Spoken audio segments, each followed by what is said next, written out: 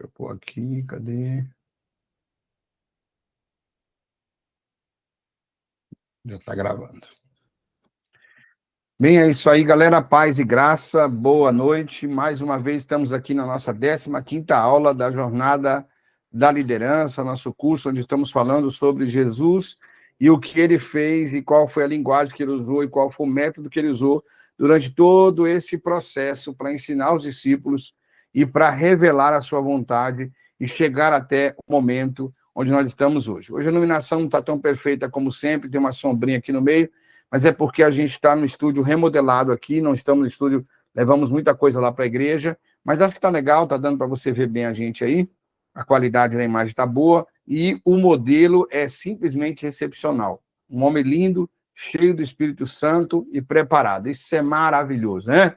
Então, hoje nós vamos aqui falar sobre a arte de Jesus em corrigir sem rejeitar. A arte de Jesus em corrigir sem rejeitar. Eu quero convidar você para ler comigo o texto de João, capítulo 21, Evangelho de João, 4º livro do Novo Testamento, capítulo número 21, vamos ler do versículo 15 ao versículo 23. Do versículo 15 ao 17 para o 18, ele está falando com Pedro, e é o tema central do que nós vamos falar hoje aqui para vocês nessa 1 hora de aula, nessa mentoria. Mas, depois tem uns versículos que eu quero comentar e fazer algumas alusões importantes para o nosso dia a dia. Desde já agradeço a Deus hoje pela presença da pastora Vasti Fernandes, que está aqui com a gente, e do Geconias Santos, também com a sua esposa, a nossa irmã Rayane. Eles não fazem parte da academia, mas hoje deram a graça de estar aqui conosco, e é um prazer recebê-los aqui nessa aula para a glória de Deus. O texto em questão está no livro de João, capítulo 21, a partir do versículo 15. Na minha versão está na NVI. Eu estou transitando para a João Ferreira de Almeida, nova versão atualizada, mas por enquanto nós estamos ainda usando só a NVI. Depois de comerem, Jesus perguntou a Simão Pedro: Simão, filho de João, você me ama realmente? Mais do que estes? Disse ele: sim, Senhor, tu sabes que te amo. E disse então Jesus: cuide dos meus cordeiros. Novamente Jesus disse: Simão, filho de João, você realmente me ama? Ele respondeu: sim, Senhor, tu sabes que te amo. Disse Jesus: pastoreia as minhas ovelhas. Depois, Jesus chega para a terceira vez e diz: Simão, filho de João, você me ama? Pedro ficou magoado por Jesus lhe ter perguntado pela terceira vez: você me ama? Ele disse: Senhor, tu sabes todas as coisas e sabes que te amo. Disse-lhe Jesus: cuide das minhas ovelhas. Digo-lhe a verdade. Quando você era mais jovem, vestia-se e ia para onde queria, mas quando for velho, estenderá as mãos e outra pessoa o vestirá e o levará para onde você deseja ir. Jesus disse isso para indicar o tipo de morte com o qual Pedro iria glorificar a Deus. Então lhe disse: siga-me. Pedro voltou-se e viu que o discípulo a quem Jesus amava o seguia. Este era o que se inclinara para Jesus durante a ceia e perguntara: Senhor, quem te irá trair? João, a saber, João, o próprio escritor. Quando Pedro viu, perguntou: Senhor, e quanto a ele? Respondeu-lhe Jesus: se quiser que ele permaneça vivo até que eu volte, o que lhe importa? Siga-me você. Foi por isso que se espalhou entre os irmãos o rumor de que aquele discípulo não iria morrer. Mas Jesus não disse que ele não iria morrer. Apenas disse: se eu quiser, ele permanece vivo, até que eu volte, e o que lhe importa. Irmãos, nós vamos tratar aqui sobre a restauração de Pedro narrada nesse capítulo. A restauração por causa destas questões profundas que estas passagens de Jesus revelam de forma muito íntima e muito interessante. Pedro era alguém muito especial para Jesus, vocês sabem disso. E Pedro havia traído o Senhor, traído a sua confiança. Quando ele nega Jesus 3 vezes, antes ali daquele cenário da cruz, fica claro e fica muito evidente que Pedro não teve capacidade de não negá-lo. E ele comete esse delito que depõe muito contra ele. Essa passagem, ela, mesmo tendo esse fato tão relevante, quando Jesus encontra com eles e o confronta, não é com ira, não é com ódio, não é com rancor, mas é para restauração. Jesus, ele tem um escritor que eu gosto muito, William Blackley, e ele diz assim: Jesus nunca destruiu um homem com sua repreensão, ele sempre o reconstruiu. A correção em Cristo é pedagógica, irmãos, redentora, relacional. Ele não fere para provar autoridade, mas restaura para provar identidade. Liderar na maneira de Jesus é entender que discípulos não são produtos prontos, mas processos em construção. O mestre não desistiu de Pedro, e nesse gesto que todo líder encontra o padrão de amor, paciência e necessário para formar vidas. Lembrando vocês que o tema da aula de hoje é a arte de Jesus em corrigir sem rejeitar. Eu quero começar falando sobre essa palavra de Blackley, quando ele deixa claro em seu livro a importância de Jesus de tratar as pessoas, mesmo depois de elas terem errado, mesmo depois de elas terem cometido delitos contra a própria pessoa de Cristo. Uma coisa muito relevante nesse texto é que o apóstolo, ele não rejeitou, na época ainda como discípulo, ele não rejeitou só Jesus, o pregador, Jesus de Nazaré, Jesus, alguém interessante. Ele rejeitou o próprio Cristo. Então, ele cometeu um pecado contra Cristo. É muito importante a gente identificar isso, porque às vezes você pode rejeitar uma mãe, um pai, você pode rejeitar um chefe, uma pessoa que você conhece, você pode provocar um ato de desonra contra uma pessoa ou outra. Mas outra coisa é você cometer um ato de desonra contra o próprio Cristo. E foi isso que Pedro fez. Jesus havia decretado, ou delegado, ou confiado em Pedro, para que Pedro fosse como aquela pedra. Alguns teólogos não concordam com essa linha, eu acredito nessa vertente, quando Jesus disse: tu és Pedro, e sobre esta pedra, a palavra Pedro era pedra. Jesus estava falando: eu vou edificar a minha igreja sobre homens, e você é um homem que eu escolhi para edificar a minha igreja, para ser líder desse movimento, que eu vou deixar na terra e que vai acontecer. O que eu quero dizer com isso é que eu acredito nessa linhagem. Então, alguém que Jesus Cristo chega ao ponto de dizer isso, tem que ter na consciência o nível, o grau de confiança e de intimidade do próprio Cristo a ele. O quão grande era esse nível, o quão grande e importante era esse nível. Então, quando Pedro nega, Pedro está cometendo uma ofensa direta a Jesus. E é muito importante a gente diagnosticar esse tipo de problema, porque é muito comum quando uma pessoa comete uma ofensa contra você, pessoa, diretamente, você pode até perdoar, mas você não quer mais saber dessa pessoa. Você não quer andar mais perto, você não quer ter mais relacionamento. Mas Jesus Cristo tem a capacidade extraordinária de não rejeitar as pessoas que ele escolheu, mesmo quando essas pessoas cometem erros e defeitos contra ele mesmo. É muito importante a gente ter isso claro. É muito importante a gente ter isso, muita evidência, porque não foi qualquer pecado. Não foi só dizer: eu não conheço ele. Não foi só dizer: eu não sei quem é Jesus. Não foi só isso, irmão.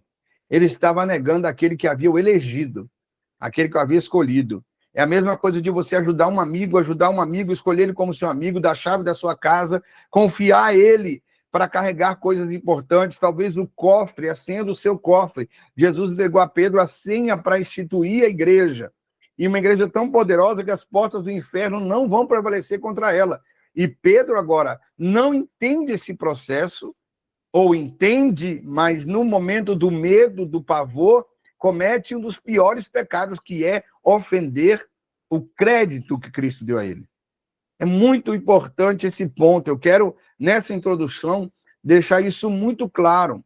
Você pode ofender alguém, você pode ofender um amigo, você pode ofender-se às vezes a si mesmo, mas cuidado para não ofender a Deus. Eu estava comentando com a igreja esses dias que todas as vezes que eu subo para ministrar, eu subo para pregar, eu fui pregar no Conselho de Pastores da cidade de Louveira, e eu falava sobre isso, né? Sobre a eleição para o ministério que Deus deu a cada um de nós. Como Paulo disse: não prego o evangelho porque gosto, é uma obrigação que me foi imposta, mas é uma obrigação prazerosa. O privilégio de você ser quem você era, de não ter nada a ver com Deus e viver uma vida dissoluta, uma vida de pecado. E Deus te escolher e dizer: eu vou usar a tua boca. A igreja apostólica é o resgate real desses princípios e desses valores. Ademais de toda a parafernália religiosa e todos os costumes que o tempo e as épocas trazem para nós, essa visão apostólica resgata em nós esse sentimento de pessoalidade, esse sentimento de intimidade com Jesus, esse sentimento de entender a importância que é representar esse Cristo ao ponto de falar em nome dele e ele honrar as nossas palavras. Eu vou abrir uma aspa aqui para você entender o que eu estou dizendo. A Bíblia diz que em determinado momento, se não me engano, livro 1 Reis, capítulo 18, se não me falha a memória, a Bíblia diz que o homem de Deus, Elias, se depara diante de uma situação, preguei um pouco sobre isso ontem. Os homens estavam ali, 450 profetas de vários deuses, Balaíns, e 400 profetas de Baal, ou seja, sacerdotes direto do Deus da Jezabel. E diante daquele povo estava o exército de Acabe, junto com Jezabel, assistindo, presenciando a cena. Do outro lado, todo o povo de Israel olhando o que foi para aquele momento, observando e vendo o que seria que ia acontecer. Elias, então, junta ali as pedras, todo mundo conhece a história, faz o altar, mata o animal, prepara tudo, e Elias diz uma palavra muito importante, diz, se eu sou homem de Deus, desça fogo do céu. Aqui tem uma representatividade nos 5 ministérios de Jesus de Efésios 4:11, eu não quero sair muito da visão, mas na visão apostólica, que é o ministério profético. O que é o ministério profético? É aquele que aponta o que Deus está fazendo e realizando, não é o que profetiza, é o que orienta o caminho. E quando Elias toma essa decisão, eu sou profeta de Deus, Deus está aqui, Deus é real, e se ele está comigo, o que eu estou dizendo vai acontecer. Ele estava profetizando sobre um fogo que desceria que ninguém acreditava. E a Bíblia diz que o fogo foi tão intenso que derreteu as pedras. Vai um dia no Google, vai lá no ChatGPT, onde você quiser, e pesquisa qual é a força e o poder que precisa. Tem um pernilongo aqui, irmão, desse tamanho assim, ó. O bicho é fêmea, tá querendo me morder tudo que é jeito.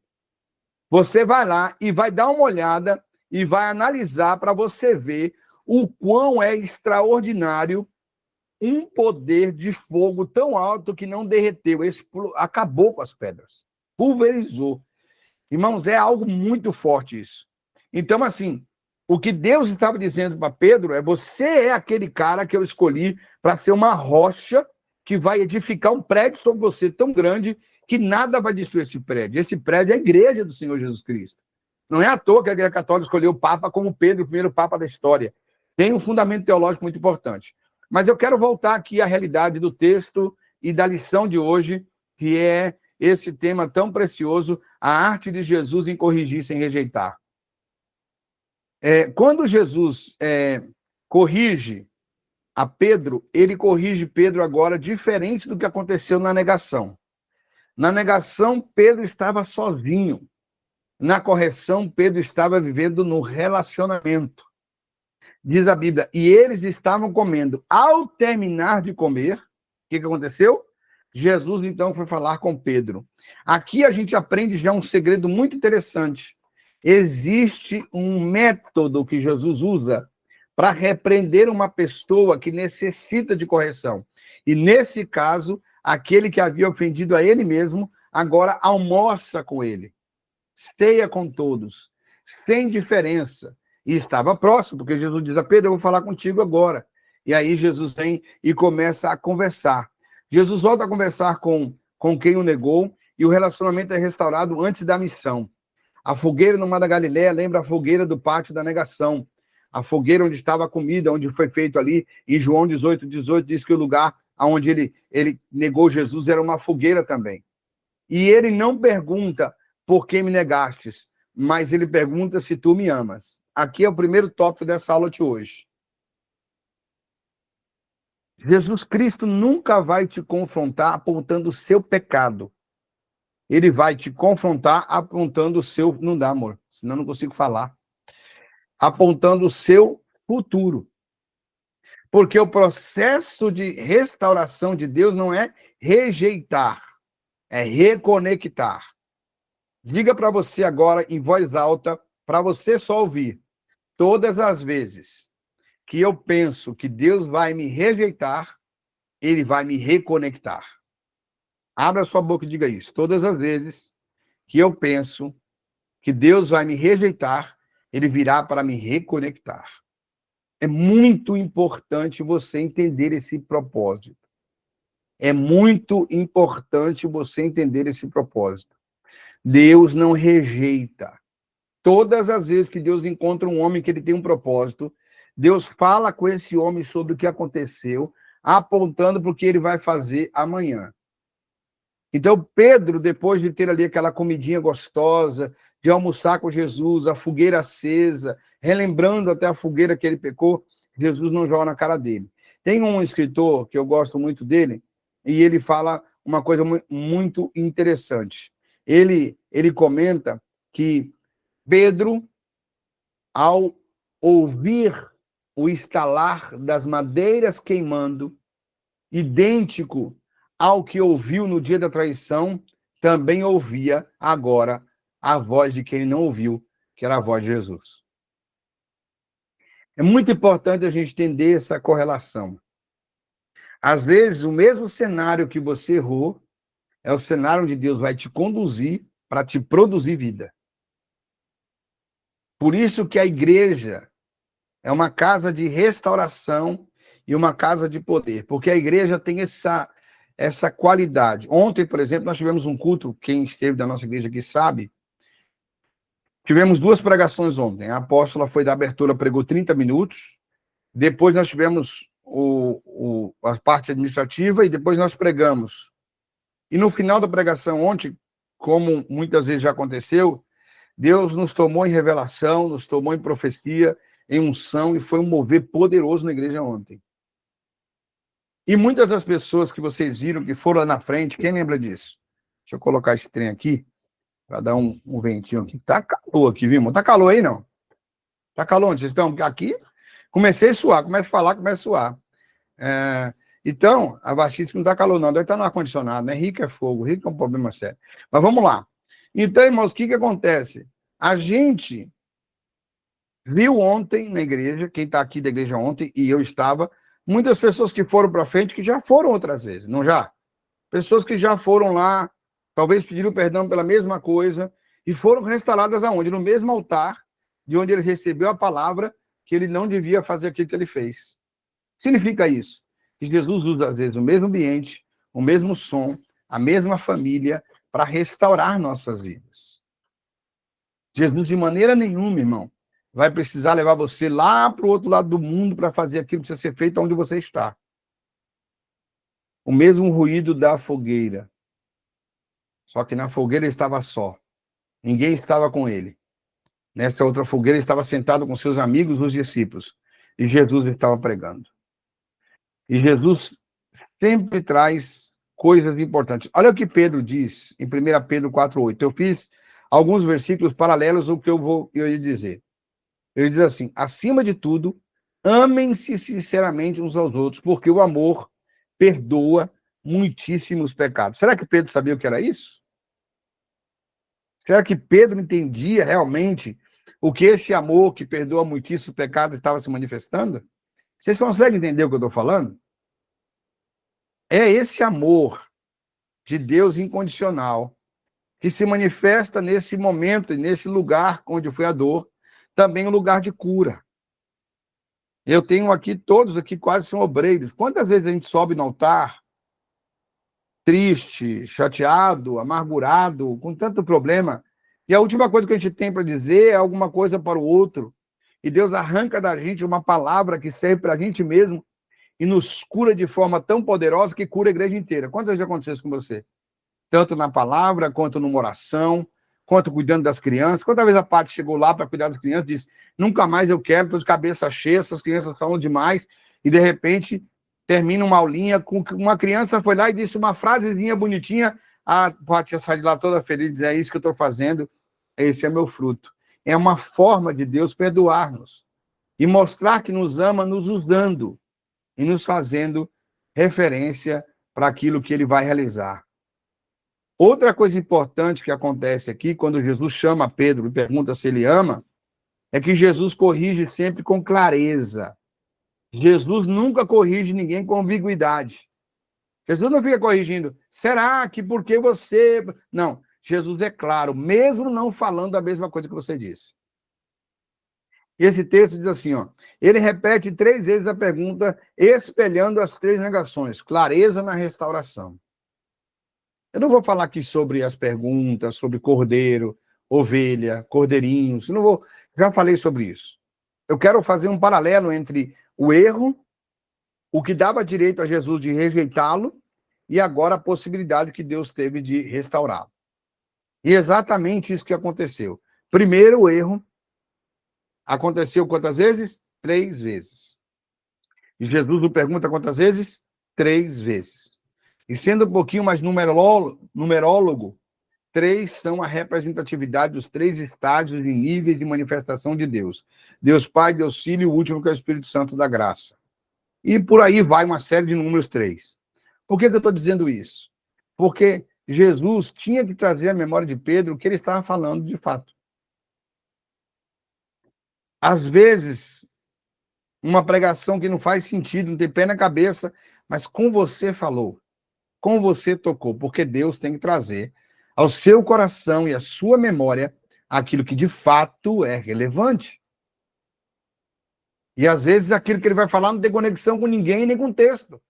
Mas ele precisa fazer isso. Por quê? Porque ele quer te perdoar e porque ele quer te restaurar. O termo grego para agapasme, ou ama-me, né? Amar com entrega total. Ágape, no caso. Amar com entrega total. É usada por Jesus enquanto Pedro responde com filéu, que é amar com afeição humana. A origem do texto em grego, está aqui uma professora de grego, dá a ideia de que a pergunta de Deus para Pedro, de Jesus, é com amor de Deus, amor divino, amor ágape. E a resposta de Pedro é amor humano. Sabe que eu te amo. Sabe que eu te amo. Como que ele diz assim, você também. Eu te quero bem. Mas Deus está querendo revelar um outro universo, uma outra plataforma de salvação, que era uma linguagem espiritual. O texto de apoio para isso que eu escolhi foi assim, Mateus 18:15, quiser anotar aí. Depois vocês vão receber a aula, vocês sabem, vai estar lá no YouTube. Assim que terminar, eu já vou subir para vocês. Diz assim, se o teu irmão pecar contra você, vai e mostre-lhe o rosto, mas faça isso em particular. Se ele ouvir, você ganhou um irmão. A impressão que me dá, eu não estou dizendo que o texto disse isso, a impressão que me dá é que Jesus sai daquela mesa, chama Pedro no canto e conversa com ele. Alguns podiam até ouvir, mas é uma coisa íntima. Porque Jesus estava dando a ele uma missão diante dos outros, mas também diante do próprio Pedro. E talvez Pedro tenha até dito, não, vamos conversar aqui do lado, porque lembra, quando ele teve essa atitude, quando Deus falou que ele seria pedra, ele tem esse costume, esse hábito de não querer se expor, de não se envergonhar. Então eu acredito que essa conversa foi muito íntima, foi muito pessoal entre Pedro e Jesus. Mas Jesus fez questão de dizer para ele aquilo que ele fez de uma forma reversa, levando ele à reconexão e à salvação. A palavra de Pedro, em 1 Pedro 5:2, diz assim, pastorei o rebanho de Deus que está aos seus cuidados, cuidem dele, não por obrigação, mas de livre vontade, como Deus quer. Eu pego essa palavra de Pedro e essa experiência quando Jesus diz, eu quero que você seja o apacentador, como uma restauração, sem vergonha, sem humilhação, com amor, como Pedro está dizendo, você tem que cuidar do rebanho de Deus igual Jesus fez comigo. Porque não existe pregação mais poderosa e mais séria do que aquela que você viveu, sim ou não? A experiência que você viveu é a maior habilitação que você precisa para pregar alguma coisa.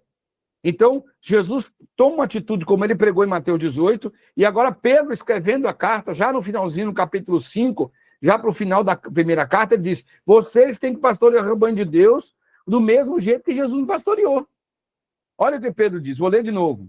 1 Pedro 5:2, pastoreiem o rebanho de Deus que está nos seus cuidados, cuidem deles, não por obrigação, mas de livre vontade, como Deus quer. Ou seja, como Deus fez comigo. Pastoreou com perdão, com amor, com misericórdia, com reconexão, com habilitação. Então é muito importante a gente entender que quando Jesus corrige, ele não rejeita, ele restabelece. Quando Jesus corrige, ele reconecta. quando Jesus corrige, ele habilita você para viver aquilo que Deus tem para a sua vida. Existe um teólogo, chama Bonhoeffer, ele diz assim: a graça barata é a pregação do perdão sem arrependimento. Jesus oferece graça custosa, que cura porque confronta. É muito importante o que Jesus fez. Imagina comigo o seguinte: você está seguindo a Jesus 3 anos e meio, ok? Andando com ele, falando com ele, conversando com ele. Jesus chega na frente de todo mundo e fala: você é um cara, eu vou estabelecer você, a pedra que vai sustentar como homem aqui na terra, o projeto e tal. Aí chega um momento que você tem que ser o líder. Em vez de você ser o líder, você nega. Foi tão grave a negação de Pedro que ele disse: eu não conheço ele. Dá para você pensar nisso? Ele disse: eu não conheço, não sei quem ele é. Jesus, então, agora, em vez de repreendê-lo, Jesus o chama e diz: se você me ama, cuida do meu povo. Agora, na reunião onde Jesus ia praticamente encerrando o seu ministério da ressurreição, agora não é mais um ministério terreno, Jesus já havia ressuscitado, teve 40 dias com os discípulos, aqui já está no dia 38, dia 30, está no finalzinho já. Os discípulos estão todos reunidos. O que eles estão esperando? Jesus disse que vai embora, então agora ele vai colocar cada um no seu lugar. Você vai ser o governador, você vai ser o presidente da igreja, agora é a hora da honra. E quando Jesus confronta Pedro, para os outros que ouviram ali perto, também estava dizendo: você vai ser honrado, você vai cuidar do meu povo. Pedro estava se achando todo, sim ou não? Pedro estava se achando o cara. Pedro estava ali naquela condição: agora estou sendo rejeitado e restaurado ao mesmo tempo, porque esse Deus é maravilhoso, porque esse Deus é extraordinário.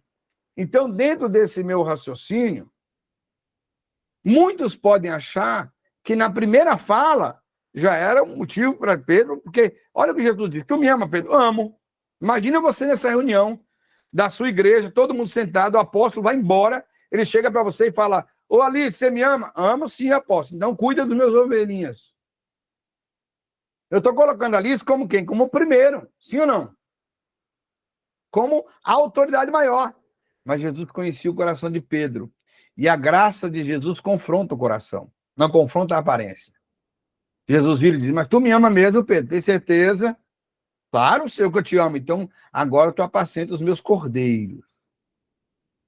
Mudando os níveis de rebanho. Mudando o foco. Aí no terceiro, Jesus tem certeza. Pedro se entristece, diz na versão João Ferreira de Almeida. Nessa versão diz: Pedro fica chateado. Porque agora ficou claro que Jesus não estava colocando ele como primeiro. Estava confrontando para saber qual nível de serviço ele estava disposto a oferecer.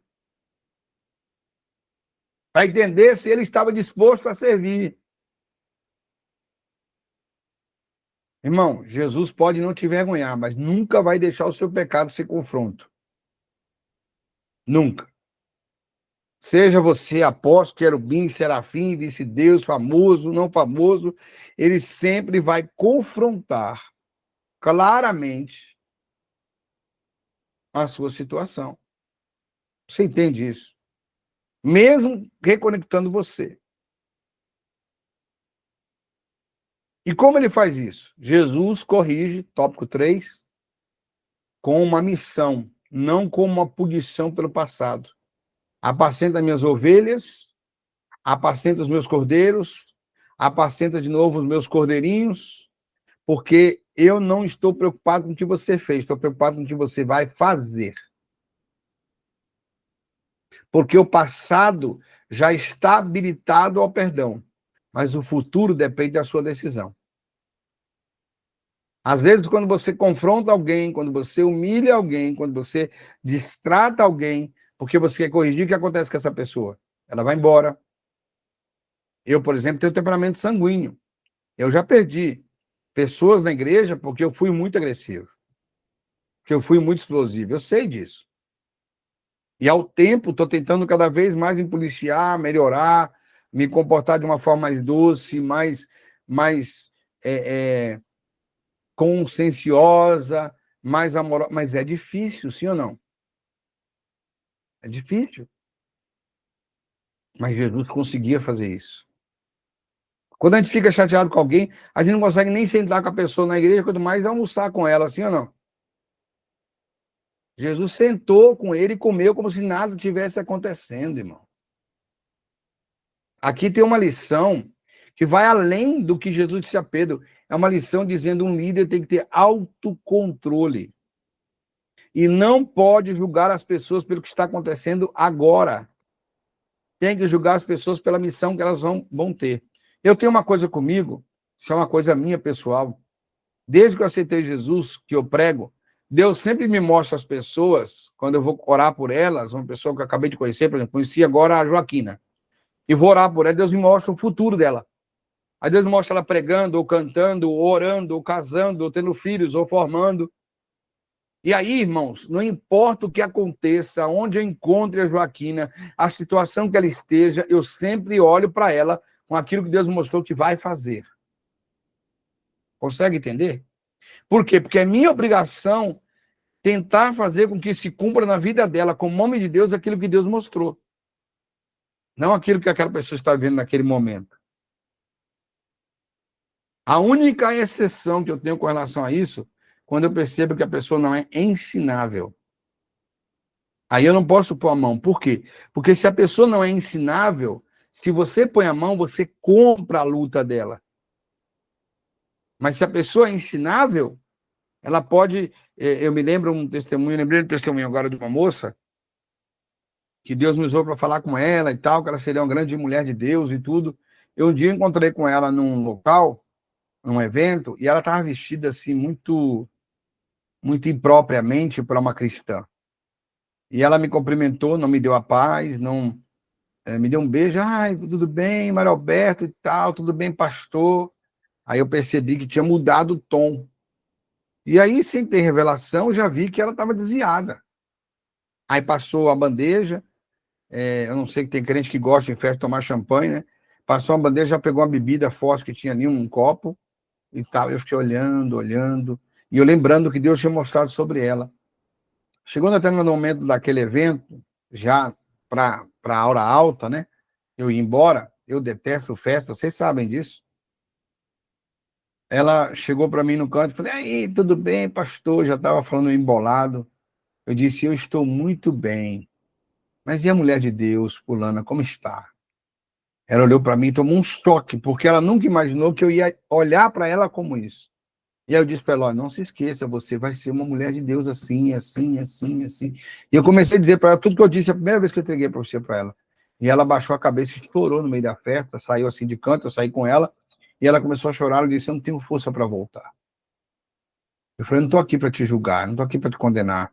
Depois eu descobri que naquela festa ela estava com um cara que era um marido de uma pessoa, e ela era amante desse cara. E eu não julguei ela, não falei nada demais, eu continuei tratando ela normal ali, como aquela profeta que eu vi. Depois de uns 8 meses, eu encontrei ela novamente num congresso que eu fui pregar em Diadema. Ela estava sentada na segunda fila de cristã, com a Bíblia na mão, e aí ela veio me cumprimentar no final, porque quando eu cheguei eu já fui direto para o altar ministrar, e ela me deu um abraço assim, bem gostoso, aquele abraço de quem diz assim, obrigado. Né? Eu costumo dizer que tem abraço que é do filho que voltou, tem abraço que é do pródigo.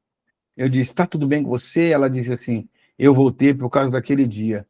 Eu pensei que eu não teria mais futuro, mas você me mostrou que eu tenho futuro. E por isso eu voltei. Então o que Jesus está dizendo para Pedro é, Pedro, você pisou na bola, velho. Você foi muito burro. Eu já tinha te honrado para ser o líder antes de acontecer isso. E eu acredito que você vai continuar sendo. Dá para apacentar os meus rebanhos? Dá para cuidar da minha igreja? Quem consegue entender isso? Olha o que Pedro disse, vocês são geração eleita, sacerdócio real, nação santa, povo escolhido de Deus para anunciar as grandezas daquele que o chamou das trevas para a sua maravilhosa luz. Pedro está falando de quem aqui? Dele mesmo. Você não foi chamado para ser, foi chamado para chamar quem é. Nós não fomos chamados para ser o apóstolo, fomos chamados para levantar a igreja do apóstolo Jesus Cristo. do primeiro grande mensageiro, do primeiro grande enviado. Temos que pensar muito nisso, irmãos. Temos que ter essa consciência. Jesus disse em João 20, 21, se não me engano, assim como o Pai me enviou, envio a vocês também. E isso é importante, a gente tem que ter isso claro na cabeça da gente.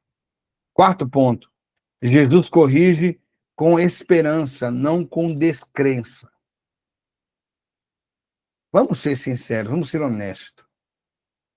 Quantos de nós somos capazes de perdoar alguém, dando a essa pessoa a possibilidade de crescer? Eu tenho pessoas no meu ministério, não na mensageira em si, mas no ministério eu digo o que eu tenho pregado, que já chegaram para mim e confessaram pecados assim que são considerados horríveis. E quando a pessoa está falando comigo, eu percebo se aquela pessoa está arrependida pelo que fez, se ela entendeu o peso do que ela fez, ou se simplesmente ela está tudo bem. E quando eu percebo que o arrependimento é sincero, eu não consigo repreender para a condenação. Sempre que eu repreendo, eu digo, olha, eu acredito em você. Sabe por quê, irmãos? Porque todas as vezes que eu tive crise na minha vida, todas as vezes que eu tive problemas sérios no meu ministério, na minha família, que eu fui orar, Deus nunca disse, você não serve para mim.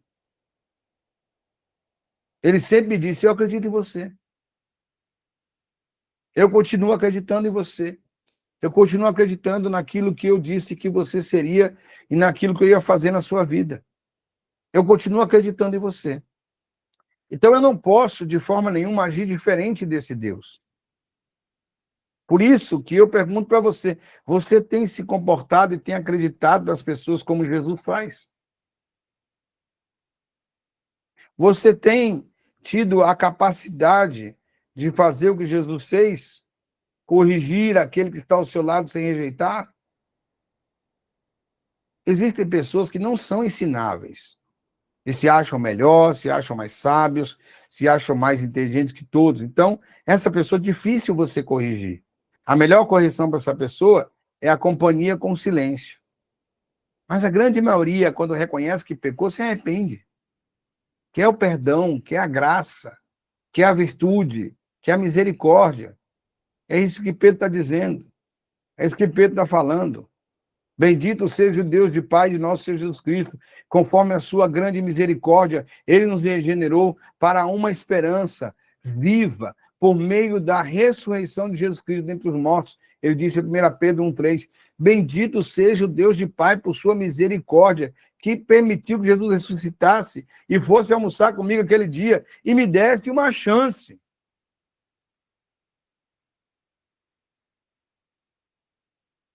Será que Jesus tem te dado uma chance?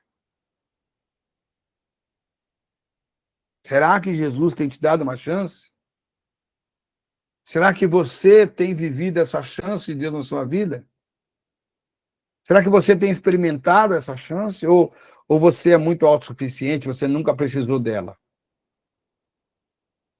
Como é que você tem tratado as pessoas que você conhece que caíram, que erraram, que falharam, que pecaram?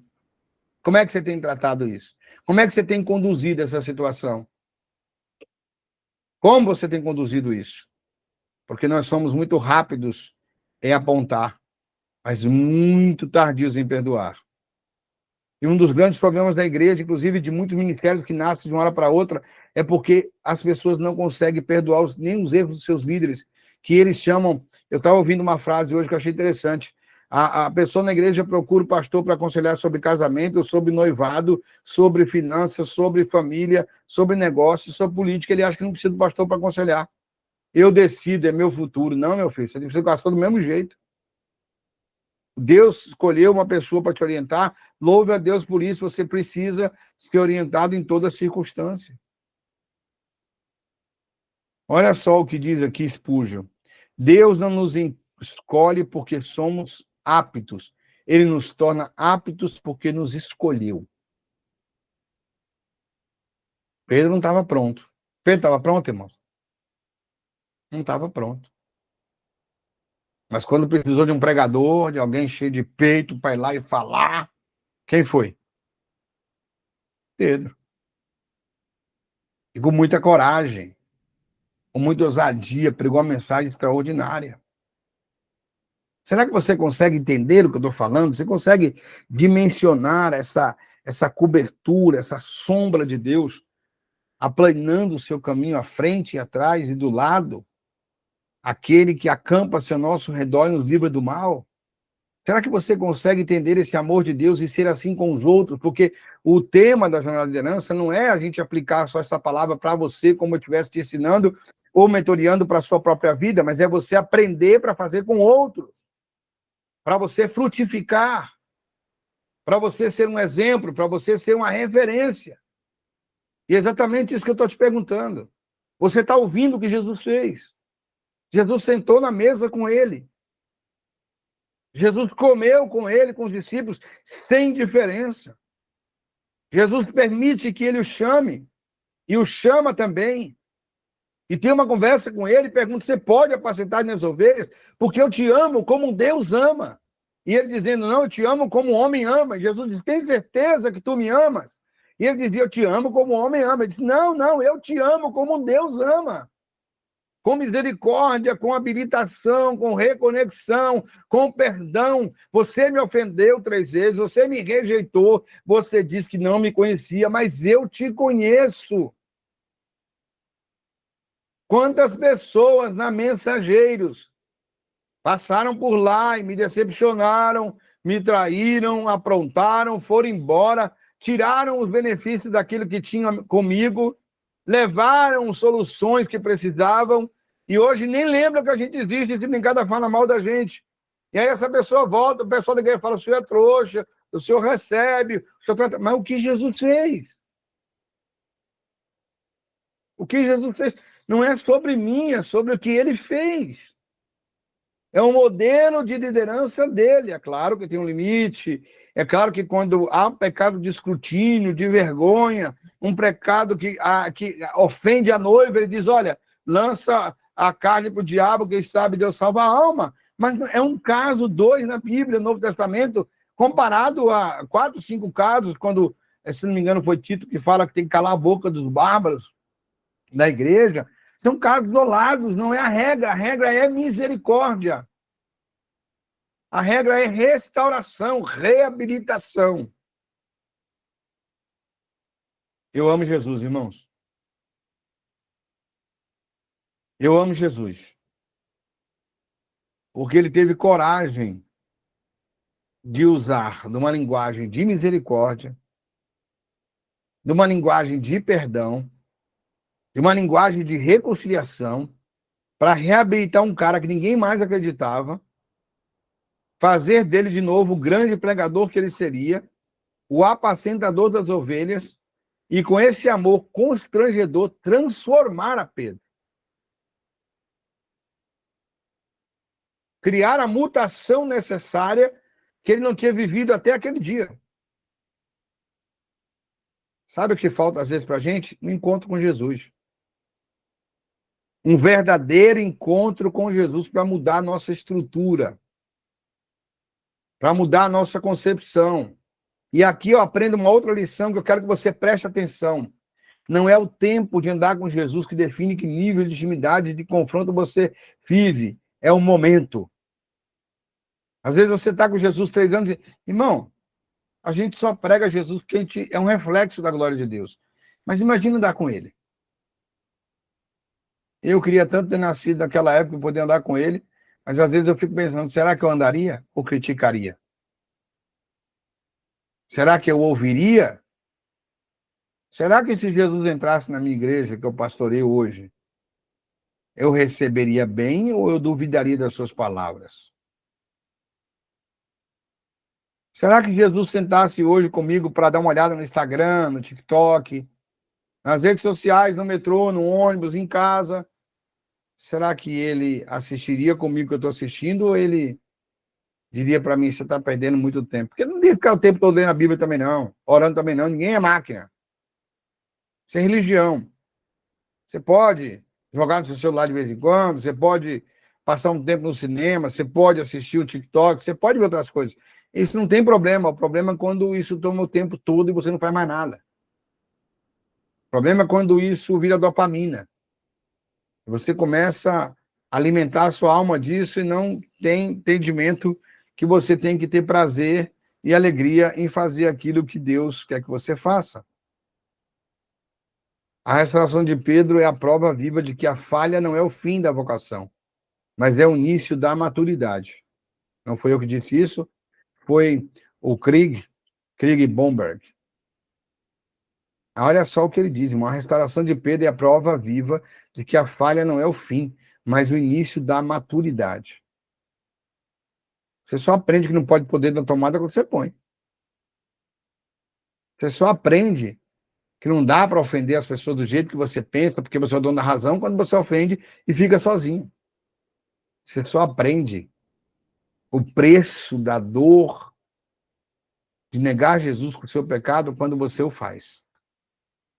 E você também só aprende o valor do perdão quando você é perdoado. E sabe qual é o grande problema do perdão? Me permitam ser um pouco menos teológico e mais emocional agora. O grande problema do perdão é que ele só acontece quando a gente pede. Ele já está estabelecido, é como um remédio que está na prateleira escrito perdão, com uma dose infinita que nunca vai acabar. Mas ele só é derramado sobre nós quando a gente pede perdão. Por quê?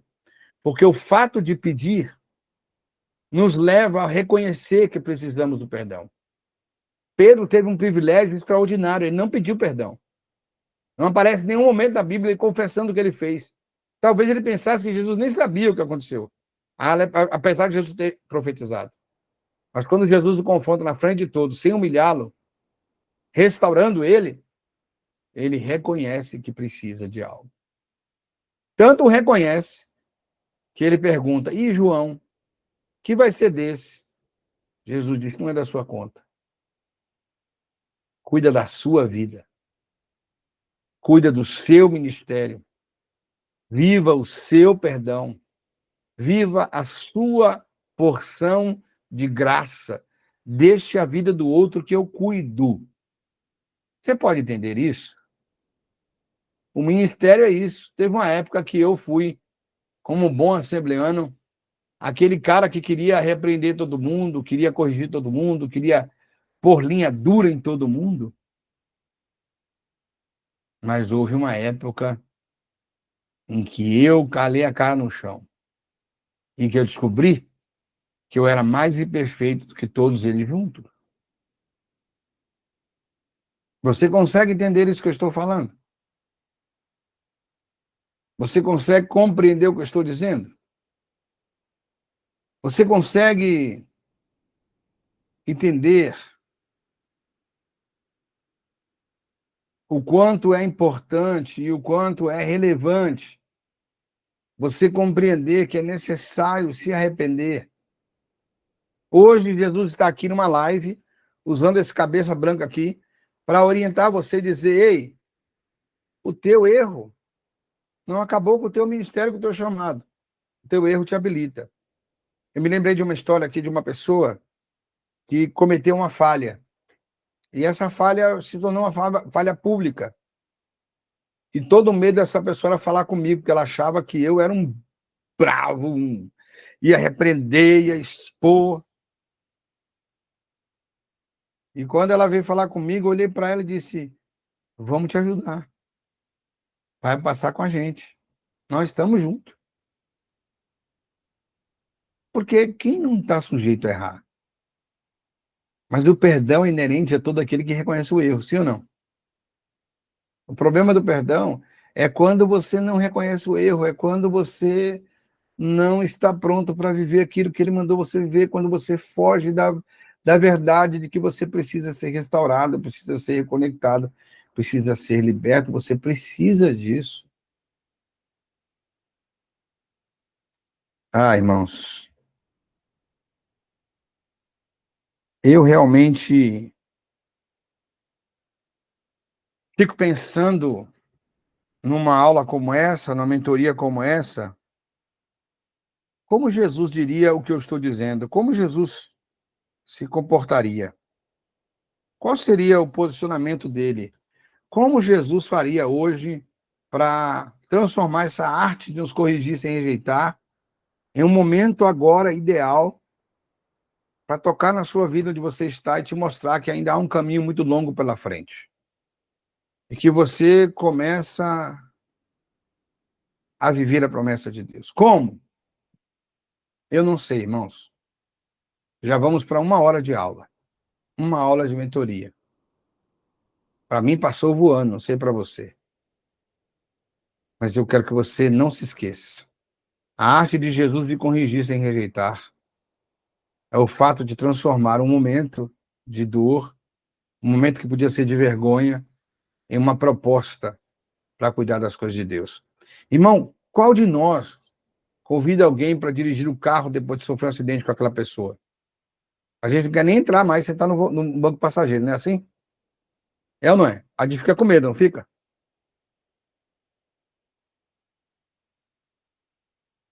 Aí Jesus diz assim, Eliane, vou falar para você, sobe na garupa da moto de novo. E eu estou aqui para pilotar e para te dar a vitória. Quem entendeu, diz amém. Então, gente, essa é a mentoria de hoje. A arte de Jesus de corrigir sem rejeitar. Pense nisso hoje, reflita sobre isso, pense no que o Eterno está trazendo ao seu coração e leve isso como experiência para a sua vida, porque eu tenho certeza que isso é extremamente importante, é extremamente revelador e Deus está falando com você.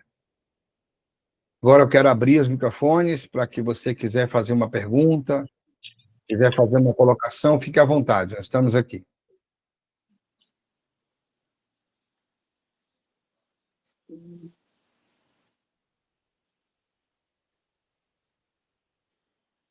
Quiser comentar algo sobre a aula, algo que você recebeu.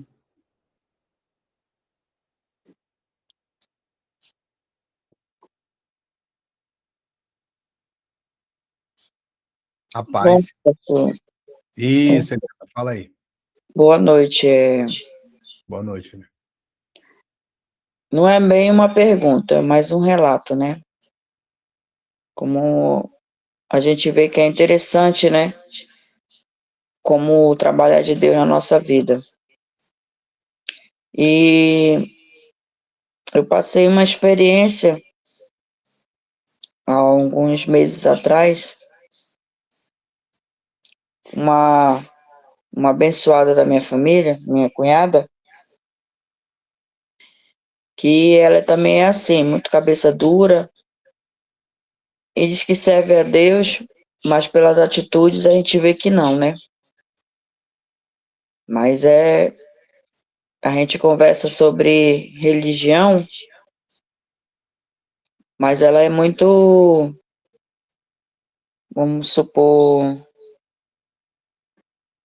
acha que as pessoas têm que ser do jeito que, vamos supor, a pessoa se converte hoje, a pessoa tem que mudar hoje, é daquele jeito, e eu vejo de forma diferente, porque se você agir como Pedro agia, que a gente, às vezes, a gente tem um lado mais, vamos supor, quente, temperamental, que só quem consegue nos manter de uma maneira mais passiva é o Senhor mesmo, né? Quando a gente dá esse espaço para o Espírito Santo acabar nos mudar, nos moldar verdadeiramente como Ele quer que a gente apacente as ovelhas dele, né? Mas nesse aspecto de Pedro, é um caso bem interessante, quando Jesus pergunta, né, se ele ama ele verdadeiramente. E a gente colocando esse fato hoje na vida da gente, a gente é provado todos os dias praticamente. Porque a gente é confrontado daquilo que nós não gostamos todos os dias da nossa vida, da nossa caminhada. É verdade. Porque o inimigo está ao nosso derredor. Então ele coloca aquelas coisas que nós não nos agradamos para nos confrontar todos os dias. E é uma coisa assim que você tem que estar muito ciente, muito a convicção, você tem que ter uma fé e você tem que crer que o Senhor vai lhe conceder a vitória naquele momento. Porque tem várias fases da nossa vida que passamos que às vezes a gente acaba pensando, será que Deus está com a gente mesmo? Será que o Senhor está com a gente? Será que Ele nos ouve? Será que Ele não nos ouve?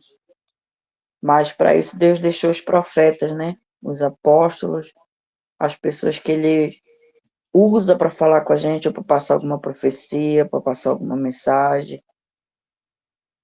Mas Deus em todo o tempo está conosco, né? Amém. Independentemente do que passamos, Ele sabe como trabalhar na nossa vida e como agir. E esse caso que o senhor falou assim, que Deus ele já não, ele já sabe para que ele chamou a gente. Verdade. Então, só que você ainda não é convicto daquilo que Deus te chamou, Por isso o processo de preparação, né? porque quando eu via antes que as pessoas me diziam e passavam a profecia para mim, olha, tu tem um chamado grande para o Senhor. Só que aí, às vezes na mesma hora que eu ouvi aquilo, eu dizia assim, mas qual é o meu chamado? Eu fui chamada para quê? E só no decorrer da tua caminhada, da tua trajetória, que tu vai entender aonde que Deus quer que tu chegue. Amém. Glória a Então, Deus. é uma aula bem interessante que a gente acaba, acho que cada um de nós, né? Que é chamado por Deus, que é escolhido pelo Senhor, na verdade. Cada um da gente tem uma trajetória, tem uma história de vida para contar. Amém. Porque é a nossa história que leva a gente ganhar almas para o Senhor. É a nossa Se souber quem experiência, você é, você não tem como executar seu ministério. é a nossa experiência, é a nossa trajetória que faz que as pessoas te vejam como homem e mulher de Deus nessa terra, né? Amém. Então, eu só tenho que glorificar mesmo ao Senhor por tudo que Ele tem feito na nossa vida, porque é bem extremo quando a gente é escolhido do Senhor, né? A gente passa cada situação que só Ele mesmo que nos Amém. mantém de pé. Glória a Deus, Eliane. Obrigado, Eliana. Mais alguém quer comentar alguma coisa, quer falar algo? Abre os microfones e fale.